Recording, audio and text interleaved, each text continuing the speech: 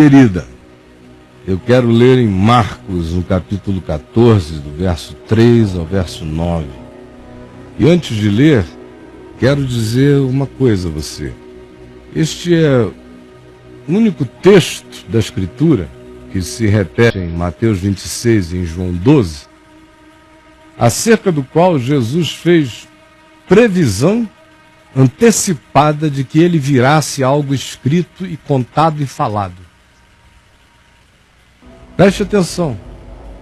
É o único texto da Escritura, do Novo Testamento, dos episódios, das narrativas de Jesus, onde Jesus separa a narrativa e diz aos discípulos: quando vocês forem narrar tudo que vocês estão vendo, quando vocês forem ensinar todas as coisas que vocês têm visto, ouvido e aprendido de mim, não deixem de incluir essa história. Essa história é evangelho. Tem que ser contada em toda a terra, para a memória desse ser do evangelho, dessa essência do evangelho, dessa postura humana que carrega o extrato do amor a Deus na vida. Aonde quer que vocês contem, apresentem a arquitetura narrativa desta catedral. Porque esta é a catedral, este é o templo, este é o culto, esta é a adoração, este é o louvor, este é o espírito. Quem quer que queira ser evangelho, gente evangelho, humano evangelho, tem que ser assim, tem que ser desse espírito, tem que carregar essa atitude, tem que eleger essa importância como a importância suprema, tem que perceber que o mover desse espírito deve ser a constante buscada no ser de cada um de nós. Uma vez dito isto, ouça agora a narrativa que Jesus pediu fosse lembrada, pregada e anunciada como boa nova. Por que boa nova? Porque ele está dizendo: todo ser humano pode ter comigo essa amizade, esta intimidade, este carinho, este vínculo, esta proximidade. Todo ser humano pode virar uma narrativa do evangelho. É isso que Jesus está ensinando. Toda narrativa humana pode virar uma narrativa do evangelho. Todo amor humano, honesto, sincero, verdadeiro por Deus e pelo próximo, é uma narrativa do evangelho. Guarde isso. Tem gente que vai dizer que é heresia pela qual eu morro e vivo, podem ter certeza. Todo agir humano carregado de legítimo amor por Deus, expresso em Cristo no próximo, saibam, é o culto, a catedral, a adoração e o louvor que Deus espera. E mais, todo andar humano em amor por Deus expresso no próximo em Cristo é narrativa do evangelho, é evangelho de Deus na vida, é boa nova de Cristo. Por isso, antes de que eu leia, eu lhe pergunto: você se pensa como um ser evangelho? Você se pensa como um ser boa nova? Você se pensa como um ser narrativo do evangelho? Você sabe que você é um personagem vivo do evangelho que está no mundo para praticar o evangelho e para tornar-se boa nova para o próximo em Cristo? Pense nisto. Porque é o que Jesus está dizendo e ensinando.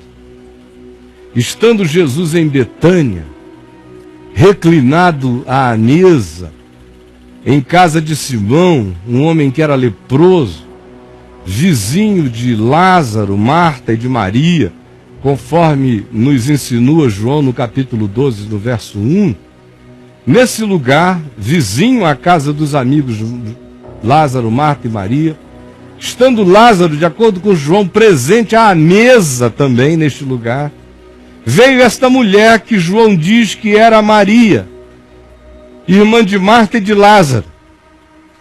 Veio esta mulher Maria, irmã de Lázaro e de Marta, trazendo um vaso de alabastro, com preciosíssimo perfume de nardo puro. E quebrando o alabastro, derramou o bálsamo sobre a cabeça de Jesus. E o alabastro, hoje é uma fortuna. Naqueles dias era uma fortuna incomensurável. Um vaso de matéria, de mármore, de alabastro, meu querido, era caríssimo.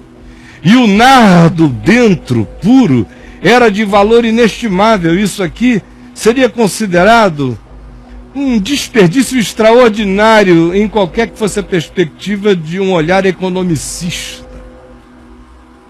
Pois esta Maria, esta mulher, quebrando o alabastro, derramou o bálsamo sobre a cabeça de Jesus. Ora, indignaram-se entre si, e João no capítulo 12 diz que o porta-voz da indignação era Judas Iscariotes, mostrando que Judas foi o porta-voz da indignação, mas houve outros, incluindo apóstolos, que ficaram no bochicho. Mas para que esse desperdício de bálsamo? A gente podia vender esse dinheiro, Judas disse, vendesse ao alabastro e o bálsamo. A gente ia reunir uma fábula para ajudar os pobres, para a nossa ONG. A ONG de Deus, ONG de Jesus. Porque este perfume poderia ser vendido por mais de 300 denários, por muitos euros ou dólares. E a gente poderia dar aos pobres. Fosse no caminho da graça, seria na Nigéria, seria no Senegal, seria no Vale do Jequitinhonha. Mas o fato é que bons projetos podem virar murmuração. Porque ajudar os pobres, socorrer os necessitados, ver Cristo nos miseráveis e deserdados e marginalizados e famintos e enfermos e abandonados deste mundo, tem que ser o meu olhar e é parte do meu chamado e é essência do meu acolhimento de Deus em mim, é acolher meu próximo, Cristo nele. Então a causa é sublime, mas a motivação é errada e a comparação é equivocada. Porque, meu Deus, com base em que se vai julgar o que não é meu? O bálsamo não é meu, o vaso de alabastro não é meu, o dinheiro não é meu. Em outras palavras, Jesus não está me dando permissão para me tornar o economista, juiz das aplicações do dinheiro do meu próximo. Preste bem atenção. O Evangelho não me constitui juiz, nem em nome da melhor causa, nem em nome da ONG mais linda, nem em nome de todos os pobres que eu devo acolher como quem acolhe a Cristo perdido no ser humano. Me dá autoridade e poder de juízo para intervir de maneira economicista na gestão dos bens do meu irmão. Se ele me perguntar, eu tenho que dizer. Se ele não me perguntar, quando eu pregar o Evangelho passar por esse aspecto, incidirá sobre a consciência dele, mas não será um recado meu para ele. O Evangelho não me autoriza a esse tipo de abordagem. nem de juízo, de ver uma Maria pegando tudo que tem, juntar o que quer e derramar aos pés de Jesus. Ou derramar no chão, rolar em cima e dizer: Deus, eu te adoro nesse cheiro. Ninguém tem nada a ver com o que Maria faz no quarto.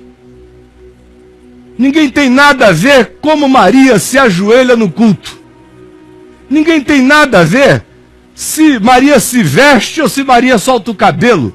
Se Maria se perfuma ou se Maria se veste de pano de saco. Maria quer adorar, Maria adore. Respeite a Maria. Nada que procede de um coração sincero é um desperdício diante de Deus. Nada. E a melhor causa não me autoriza a perguntar sobre o significado da vida do meu próximo, que porventura não esteja colocando o que tem naquilo que eu elegi para ser prioridade absoluta da vida, ainda que seja. Mas eu não ganhei, por causa da verdade das coisas, o poder de intervenção na alma de ninguém, até porque Jesus vai julgar isso aqui de um modo absolutamente diferente. Vejam como, quando o espírito da gente não é puro, tudo vira objeto de murmuração, de contenda, de debate, de questionamento, de briga, de picuinha. A natureza humana é nojentamente pecaminosa, é que a gente não quer admitir isso. Mas ela é horrorosa, ela é muito feia. Mas Jesus disse: deixai-a. Esse deixai-a, eu me sinto lá ouvindo Jesus cansado de idiotice, olhando para aqueles apóstolos dizendo: deixai-a. Ela aos pés de Jesus quebrou o alabastro, está derramando o perfume dela. E os caras estão fazendo conta. E os caras estão com a picuinha quantificável. E os caras estão com o pretexto de avaliar o ato em nome de alguma outra coisa que podia ser feita sem reverenciarem o momento do ser que se quedava diante de Deus.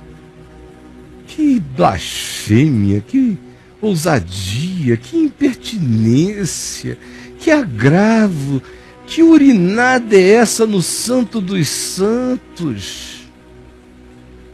É a mulher aos pés de Jesus, trazendo o que é dela, o que ela tinha, que não era de ninguém, ela não roubou em lugar nenhum. É ela! Let it be!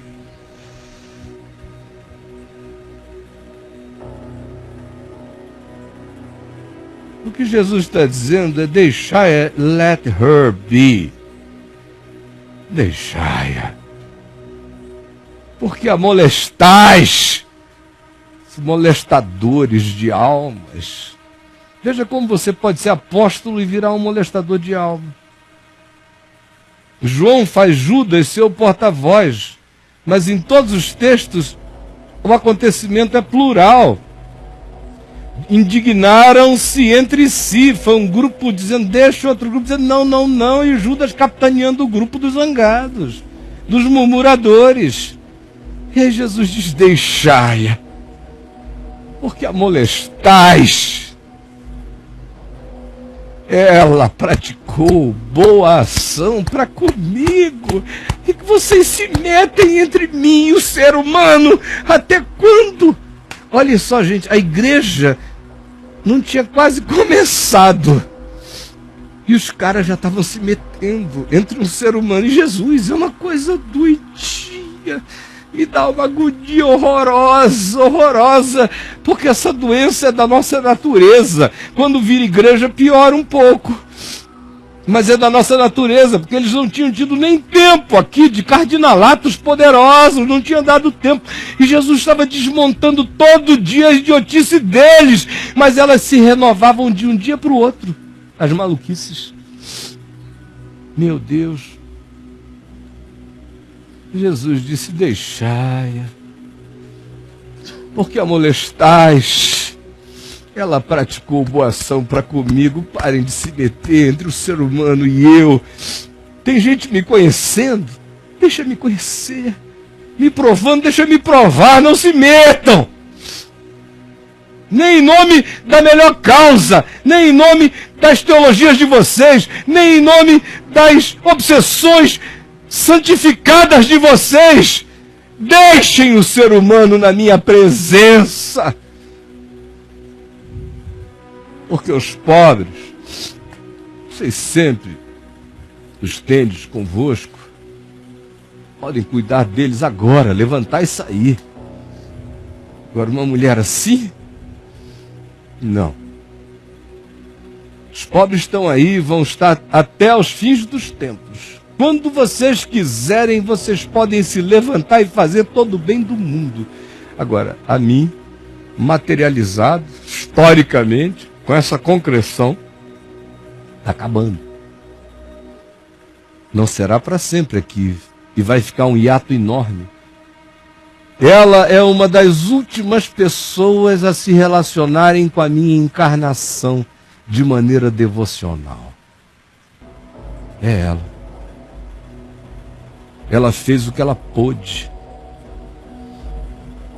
Ela pegou o que ela tinha, ela quis fazer assim. É dela, eu recebo o extrato da alma dela, do espírito dela, do ser dela, da sinceridade dela. Ela fez o que ela pôde. Ela antecipou-se para ungir-me para a sepultura. Let her be. Respeitem-na. Porque em verdade eu vos digo, isto é evangelho. Ela virou evangelho. O que ela fez será uma boa nova para um monte de outras almas humanas querendo encontrar a mesma liberdade diante de mim. Porque eu vos digo que onde for pregado, em todo o mundo, o evangelho será também contado o que ela fez para a memória dela. E Jesus, assim dizendo, também me diz que você, minha irmã, você, meu irmão, você, qualquer um, que tiver esse coração, que tiver essa atitude, que tiver essa disposição, que carregar esse amor, que se lançar nessa entrega, que amar com esse despudor e se apaixonar por Deus com essa coragem, você também virará evangelho de Deus.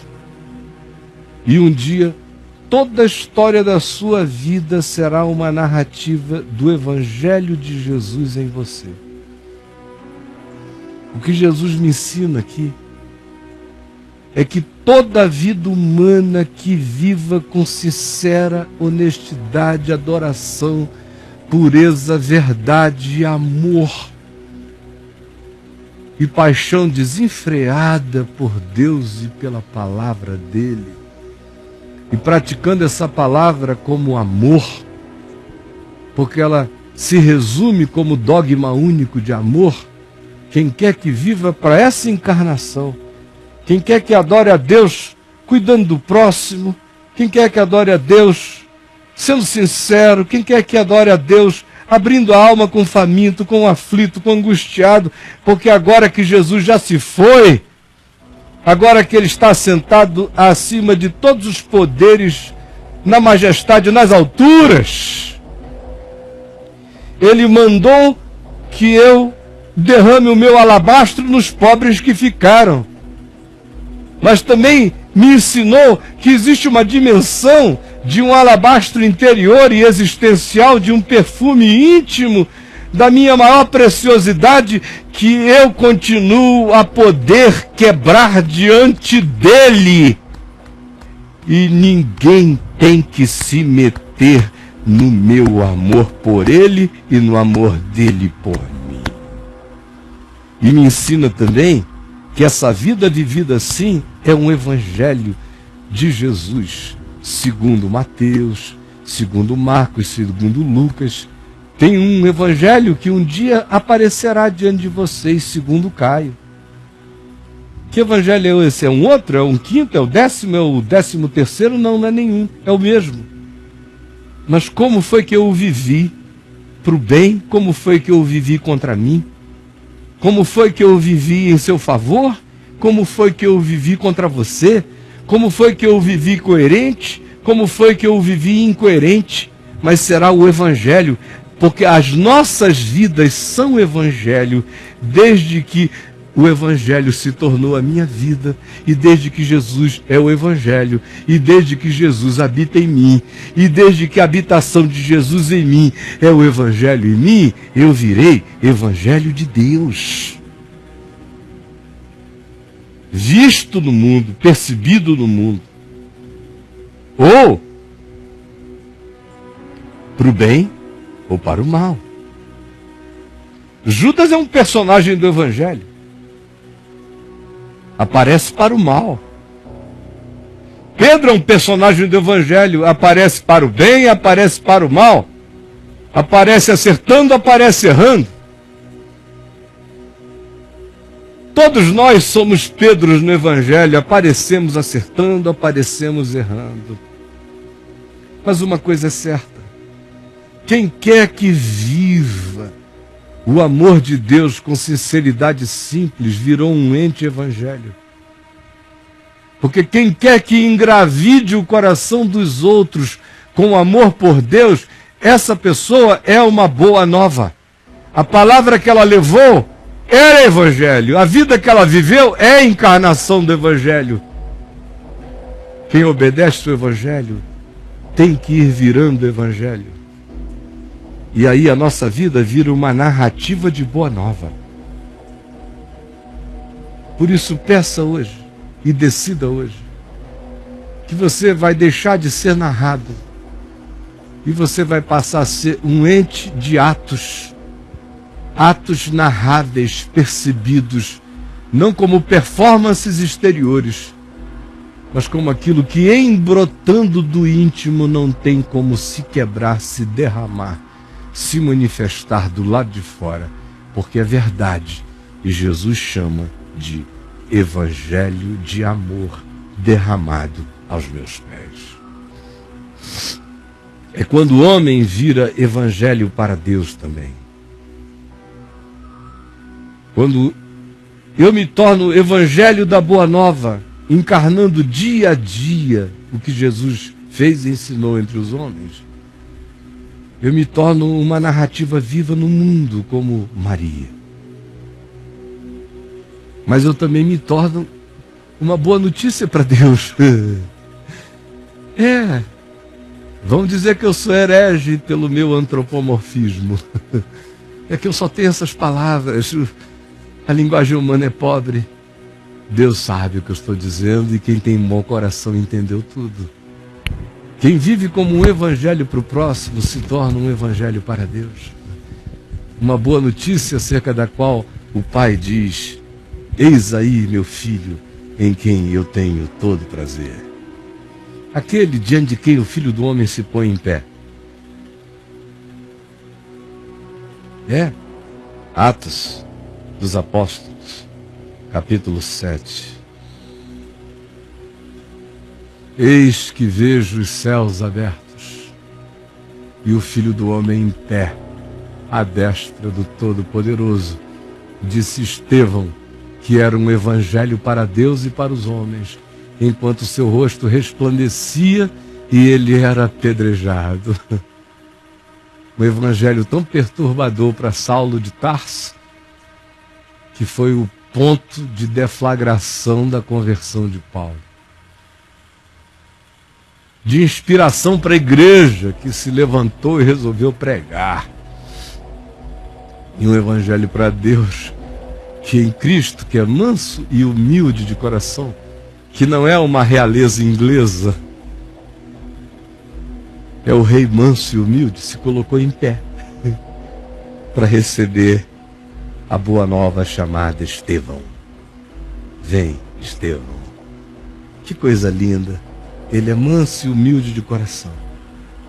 Se coloca em pé para receber e dizer: entra no gozo do teu Senhor, homem boa nova. Foste boa nova para os homens. És a alegria de anjos nos céus. Não é o que Jesus diz? Jesus diz que você anda aqui para resgatar pequeninos e para viver o amor de Deus. Quando o pastor sai e resgata uma ovelhinha perdida, os anjos se alegram pela ovelha. Também se alegram pelo pastor que se levantou e foi procurar o que estava perdido. Tudo é boa nova diante de Deus quando os movimentos são pulsões do amor de Deus em nós. Tudo. Jesus, eis aqui a palavra. Para muitos é algo totalmente desprezível, porque não foi gritada, não foi objeto de nenhuma extravagância, não propôs nenhuma magia, não ofereceu nenhuma barganha. Mas para quem ainda é puro e simples de coração, é palavra da vida, é palavra do quebrantamento, é palavra da adoração, é palavra do homem que se renova dia a dia em ti. É a palavra do Evangelho que transforma pessoas em narrativas do Evangelho. Senhor, faze de mim uma narrativa do Evangelho. E obrigado por todas as narrativas de Evangelho na minha vida, onde eu te neguei, aonde eu andei sobre águas e afundei, aonde eu falei o que eu não devia ter falado. E obrigado por todas as repreensões tuas, Jesus, que têm me curado e me curarão até o último dia da minha vida, porque eu decidi que eu não sou outra coisa neste mundo senão um evangelho teu, uma boa nova tua. Viverei para ser uma boa nova tua todos os dias da minha vida. E depois que eu partir, permite que eu tenha vivido de tal modo o Evangelho que muitas outras mentes fiquem grávidas da memória do amor de Deus praticado por seres humanos falíveis e carnais e pequenos e relativos, porém apaixonados por ti. E eu também quero pedir que agora, nesse instante, tu, Espírito Santo, que me apaixonaste por Jesus, estejas produzindo a mesma sedução apaixonante no coração de milhares e milhares que se convertam ao teu amor, que parem de debater Deus e de bater em Deus, e quebrem os alabastros e derramem os nardos, e se tornem apenas homens e mulheres evangelho de Deus na vida. Por favor, realiza isso e abre o nosso coração para nós mesmos sermos a resposta da oração que te fazemos. Em nome de Jesus. Amém. Amém, amém. Gente boa de Deus, eu vou dar uma pequena parada, nós vamos a um intervalo bem rápido. Eu deixo vocês com uma música no estilo daquela de ontem, daqueles átomos humanos dançando na suavidade da vida. E você aproveite e me diga o seguinte: qualquer das coisas que você ouviu até aqui, das perguntas que eu fiz enquanto eu as ilustrava com 7, 8 vídeos, ou do que eu acabei de pregar e cuja pergunta o Judá, da narrativa que eu fiz, ele elaborou para você aí.